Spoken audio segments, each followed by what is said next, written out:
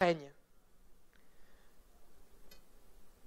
Là où l'évangile de la prospérité détourne ce verset, c'est en disant que la bénédiction, c'est avoir une voiture de luxe, à aller avoir tel type de vêtements et s'endetter pour le faire. C'est l'apparence. Dieu ne dit pas « et des signes extérieurs de richesse et les gens vont se convertir ». Il dit « marche avec humilité et sobriété avec Dieu et la bénédiction de Dieu sera visible ».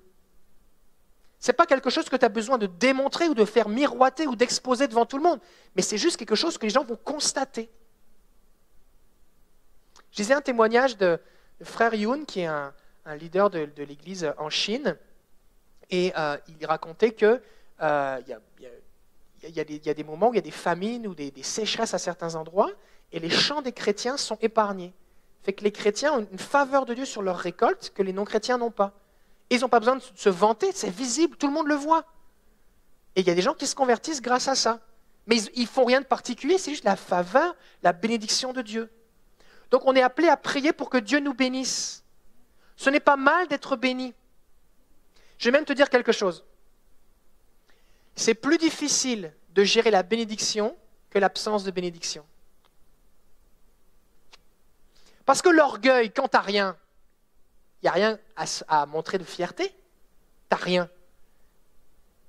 Comment est-ce que tu peux être sobre quand tu n'as rien? Ben, de toute façon, tu ne peux pas faire autrement. Comment tu veux mener une vie? Ce n'est pas difficile de mener une vie simple quand tu n'as rien. Tu n'as rien. Tu n'as rien. Maintenant, quand tu as beaucoup, que Dieu t'accorde beaucoup et qu'il te multiplie, c'est là qu'on voit vraiment ce qu'il y a au fond de ton cœur. Il y a des gens, quand on leur donne beaucoup d'argent, leur attitude change.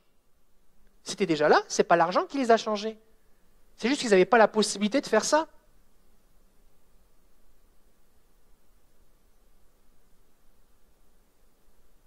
Donc, en fait, le vrai test, c'est comment est-ce que tu vas te comporter, quelle va être ton attitude quand Dieu va te bénir.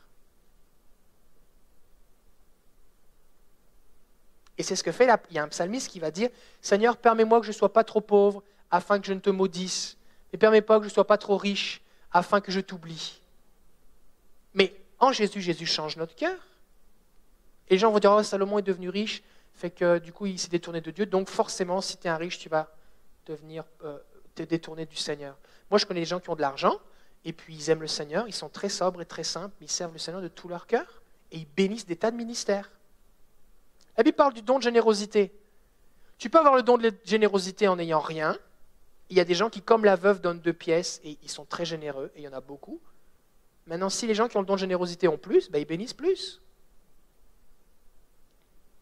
Donc tout est une question de motivation. Pourquoi est-ce que je veux que Dieu me bénisse? Ben, parce que je veux pouvoir investir, je veux pouvoir être un canal de bénédiction. Si je veux pouvoir aider les pauvres, il faut que j'ai quelque chose.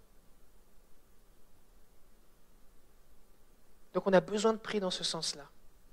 Et ne laissez personne vous dire que parce que vous demandez à Dieu de vous bénir financièrement, alors que c'est très biblique, que vous êtes en train de vous détourner du Seigneur. Ce n'est pas vrai. C'est juste l'ennemi qui essaie en train de vous voler les choses. Maintenant, quand quelqu'un vous dit que ce qui est important, c'est les apparences extérieures, alors ça, c'est autre chose.